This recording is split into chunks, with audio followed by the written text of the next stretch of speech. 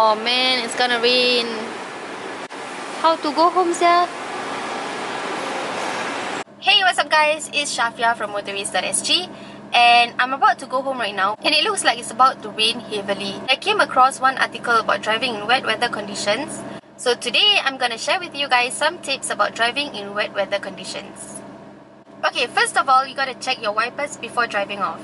This is important because if you cannot see the roads, then it's kind of impossible to drive, right? Ensure the wiper swipes the windshield smoothly and that there's no vibration when the wiper swipes against the glass. The wiper blades will vibrate when the windshield is dry because they're not moist enough. So it's important to keep your windshield washer fluid full and ready. If there's other weird sounds, it might also mean that the wiper blades are worn out and they're losing their flexibility, or that they are not mounted properly. So check if they need any adjustments or repair.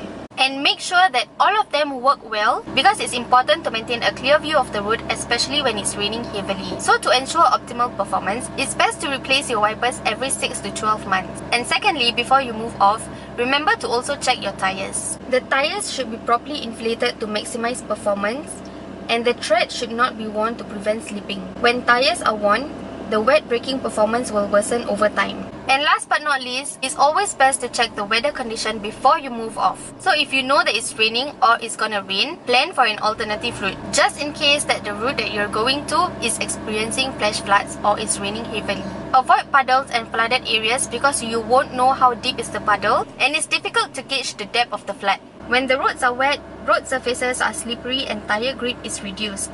So avoid tailgating and maintain a safe gap between your car and the vehicle in front of you to allow at least double the braking distance and to give yourself some time and space to slow down and stop. And don't step on the brakes too hard or brake during a turn because the wheels will lock and cause your car to skid.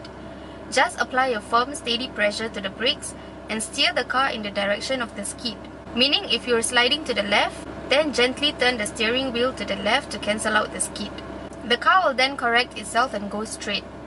And to decrease the chances of skidding and accidents, slow down by 8 to 16 km per hour because if you go too fast, your car can also lose contact with the road surface, causing you to drive on a layer of water, which is also called hydroplaning. Also, don't drive too near cars that are diagonally in front of you, as the water may splash onto your windscreen, causing a temporary loss of vision. Water can cause severe damage to the engine or electrical system.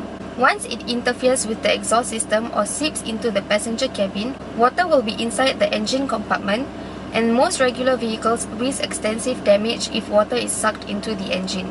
Even if your car's exhaust is high enough, you still need to drive slowly through flooded areas so that water will not get splashed into the exhaust. Also, when it's raining, remember to turn on your headlights to improve your visibility and also to make you more visible to others.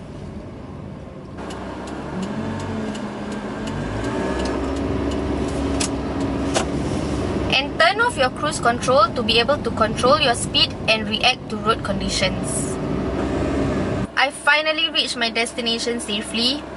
Driving in the rain can be terrifying if you don't know what to do when faced with flash floods and skidding. So always remember to practice defensive driving, especially when driving in wet weather conditions. And that's all folks, thanks for watching today's episode of my P-Plate series. Don't forget to subscribe and tune in to find out what I'll be sharing next. And in the meantime, if you see me on the roads, don't forget to give me a friendly horn.